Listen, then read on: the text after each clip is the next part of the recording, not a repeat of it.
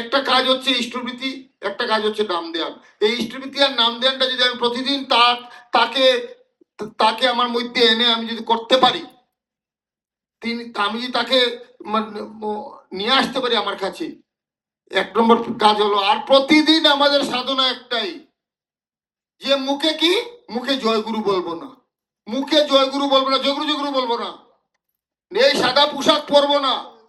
আমি সেগুনা বাজার দিয়ে হেঁটে যাব, একজন লোক, অধিক্ষিত লোক দোকান থেকে বসে বলবে এই মানুষটা কিন্তু অন্যান্যদের মতো না, এটা একটু আলাদা,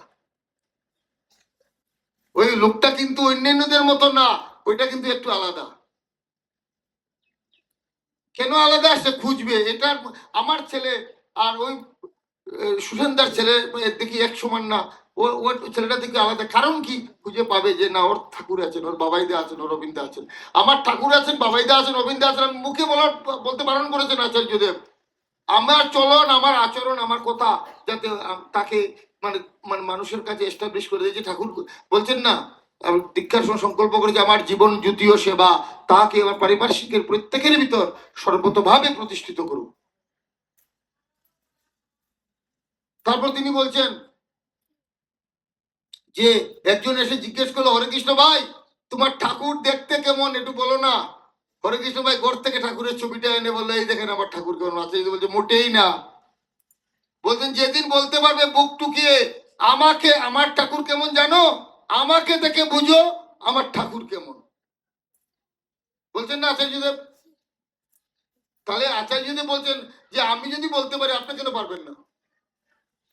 ঠাকুর তো মানে প্রত্যেক ঠাকুর কি বলছে, তোমার ঠাকুরত্ব না থাকলে কেউ তোমার কেন্দ্র না ঠাকুর না ফাঁকি দিলেই পেতে পেতা। অনেকে বলে সে ঠাকুর, ঠাকুর হলে কিন্তু ঠাকুর ধরছে। একমাত্র প্রতিষ্ঠান সৎসঙ্গ যেখানে গুরু হওয়ার জন্যই সে গুরু ধরছে, শিষ্য হওয়ার জন্য না গুরু ধরি নেই আমরা। ঠাকুর প্রথমে বলছেন না তোমার ঠাকুরত্ব না থাকলে কেউ তোমার কেন্দ্র না ঠাকুর না ফাঁকি দিলেই পেতে হবে তা। আমার ঠাকুরত্ব জাগানোর জন্যই কিন্তু ঠাকুর ধরেছি, মন্দির করার জন্য আমি ঠাকুর ধরিনি। বলছেন ইষ্টকাজ মানে কি, ইষ্টকাজ মানে কি, তিনি কি বলছেন যে ইষ্টবৃত্তি ইষ্টকাজ। আমরা মনে করি ইষ্টবৃত্তি করছি সকালে সকালে আবার ইষ্টকাজ হচ্ছে, মোটেই না। বলছেন ইষ্টবৃত্তি আমার দীক্ষাকে যে জীবিত রাখার একটা উপায় মাত্র। প্রতিদিন ঘুম থেকে উঠে আমার দীক্ষাটা জীবিত আছে, এটার জন্য এটা ইষ্টবৃত্তি।